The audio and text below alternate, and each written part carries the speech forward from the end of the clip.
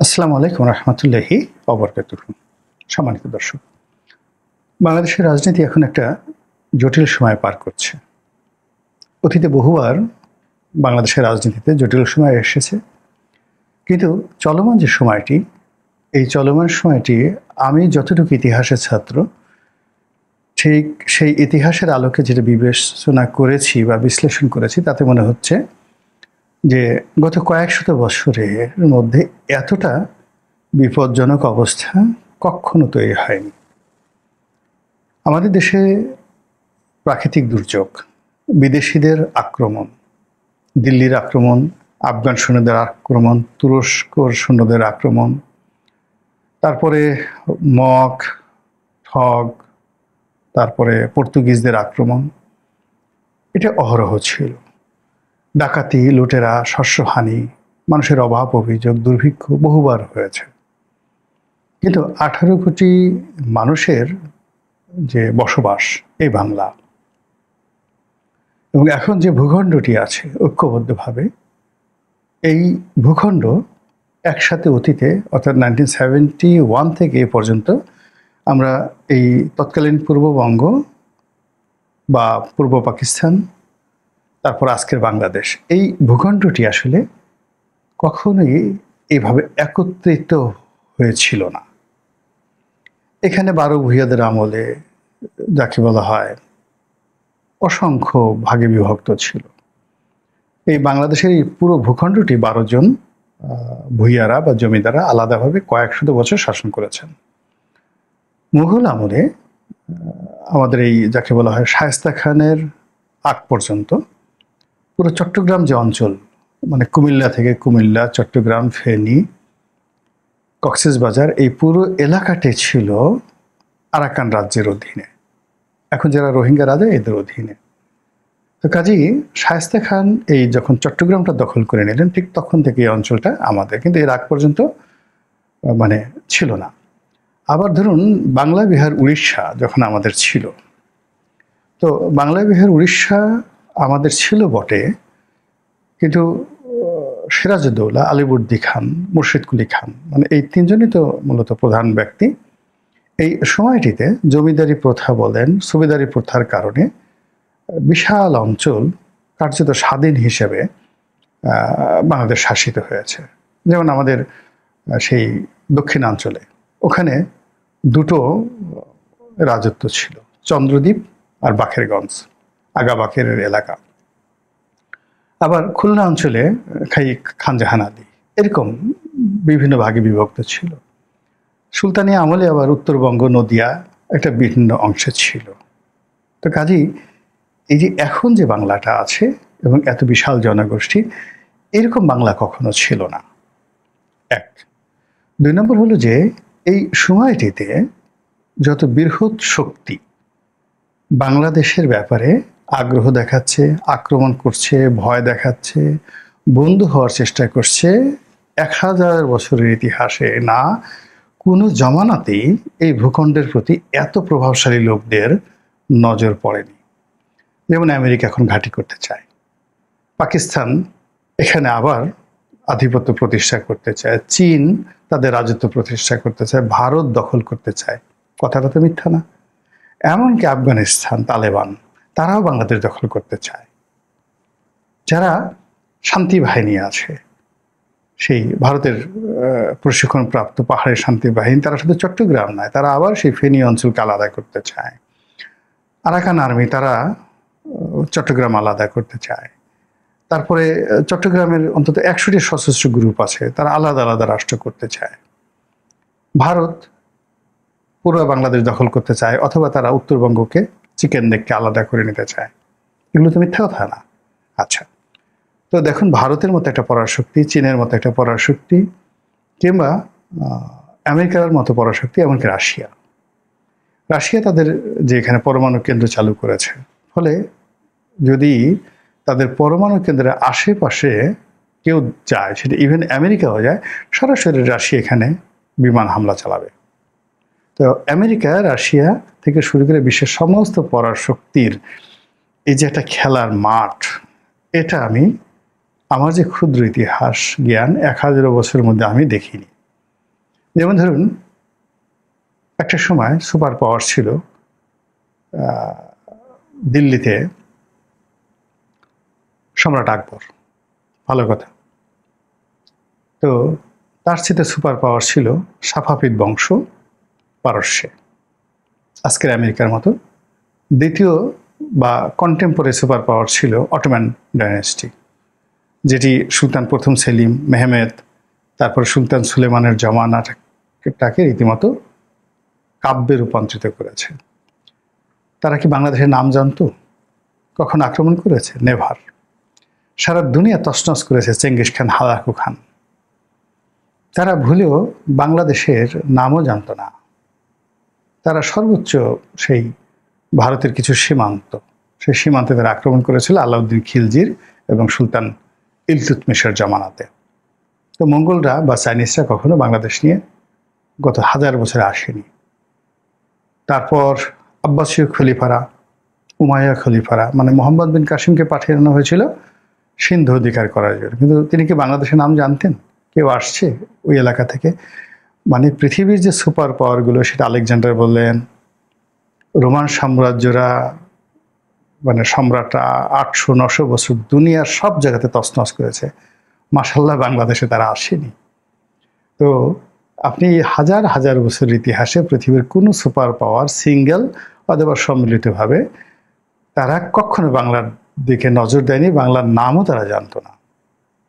আচ্ছা, তো সেই বাংলার উপরে এই মুহূর্তে এখন বিশ্বের সব সুপার পাওয়ার একসাথে হামলে পড়েছে।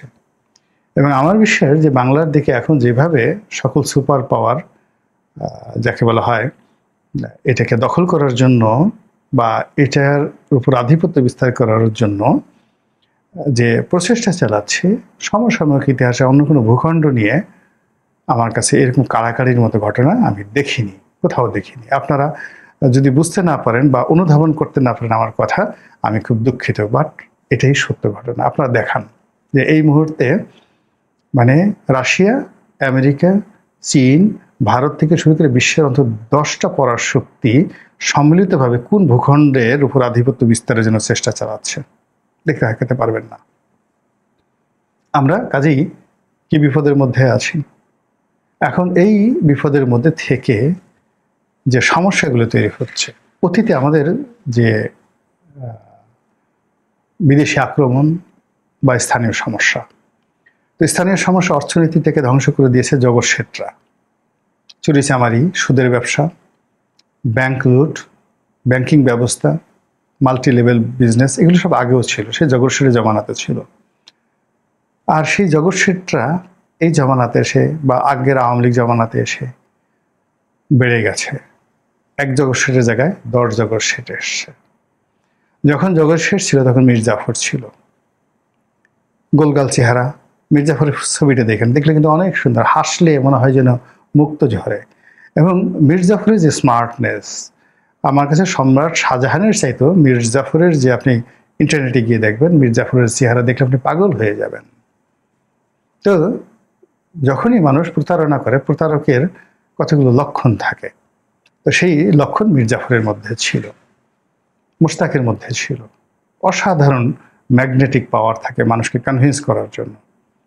মানুষের সামনে বক্তৃতা দিয়ে কথা বলে সে মানে পুরো দেশকে বিক্রি করার জন্য যে কনভিন্সিং পাওয়ার, সেটা মুশতাকের যেটা ছিল, বা আলীবর্দী খানের যে সেনাপতি বা সিরাজউদ্দৌলার প্রধান সেনাপতি মীর জাফর আলী খানের যেটা ছিল, সেটা সমসাময়িক কারো ছিল না। He was a politician as well as military genius, কিন্তু করেছে বেঈমানি। তো এই যে মীর জাফর, এখন একটু তাকাই দেখেন তো আমাদের দেশে, আপনি যদি ভালো করে তাকিয়ে দেখেন, মীর জাফর কি কমছে না বাড়ছে? 1 জন না 100 জন? আগের যে মীর জাফর, তাদের যে নির্মমতা ছিল তার থেকে বেশি নির্মম। তারা অ্যাটলিস্ট সিংহাসনে বসে মানে রাজকোষ খালি করে ক্লাইভকে দিয়ে দিয়েছে, কিন্তু জনগণের ইজ্জত সম্মান কিন্তু রক্ষা করার জন্য তারা তলোয়ার তুলে নিয়েছিল। আমরা তো এখন সব দিয়ে দিচ্ছি, এভরিথিং। বুঝার চেষ্টা করেন। তো মির্জাফর গেল, জগৎ শেঠের কথা গেল, যে এগুলো জগৎ শেঠরা মরে না, বারবার শুধু পুনর্জন্ম হয়, এদের ফিনিক্স পাখির মতো এরা ফিরে আসে, অথবা রাক্ষস খক্ষসের মতো। ওই আমরা ছোটকালে গল্প পড়ছি, একটাকে মারলে দুটো হয়ে যায়, ডবল হয়ে যায়, দুটোকে মারলে চারটা হয়ে যায়। এখন জগৎ শেঠ এবং মির্জাফররা এই বাংলার জমিনে এদের ব্রিডিংটা, এদের প্রজন্ম এবং এদের জন্ম এত দ্রুত গতিতে বাড়ে, অন্য কোনো নিকৃষ্ট প্রাণীর এরকম প্রজনন ক্ষমতা কোথাও নেই। আমাদের দেশে এই মন্দ লোকদের, আপনি চাঁদাবাজ বলেন, গুন্ডা বলেন, বদমাশ বলেন, ফেন্সিডিলখোর বলেন, ডালখোর বলেন, মানে এই মন্দ মানুষদের প্রজননটা, বৃদ্ধিটা, এদের সার্ভাইভাল পাওয়ারটা, এটা আপনি কোনো প্রাণীর সঙ্গে তুলনা করতে পারবেন না। মানে একসাথে অনেকগুলো বাচ্চা তৈরি করে কুকুর, এবং সেগুলো সার্ভাইভ করে যেভাবে, আপনি বাংলাদেশের মন্দ লোকদের যদি আপনি সার্ভাইভাল পাওয়ার দেখেন, তাহলে কুকুরের সার্ভাইভাল পাওয়ারের চাইতেও অনেক অনেক বেশি। তার প্রমাণ আপনি দেখেন, শেখ হাসিনার জমানাতে যে মন্দ লোক ছিল, সেই মন্দ লোকটা চলে গেল, চলে যাওয়ার পরে রাতারাতি সেই জায়গাগুলো যে দখল করে ফেললো, আপনার কি মনে হয় মন্দ লোকের সংখ্যা কমেছে না বেড়েছে? তাহলে এত অল্প সময়ের মধ্যে এই প্রজনন হলো কি করে, বাড়লো কি করে? অস্বাভাবিক না? এই বাংলাতেই সম্ভব, এটা অন্য কোথাও সম্ভব না, আফ্রিকার জঙ্গলেও সম্ভব না। তৃতীয়ত, এখানে বারবার এই রবার্ট ক্লাইভরা আসে।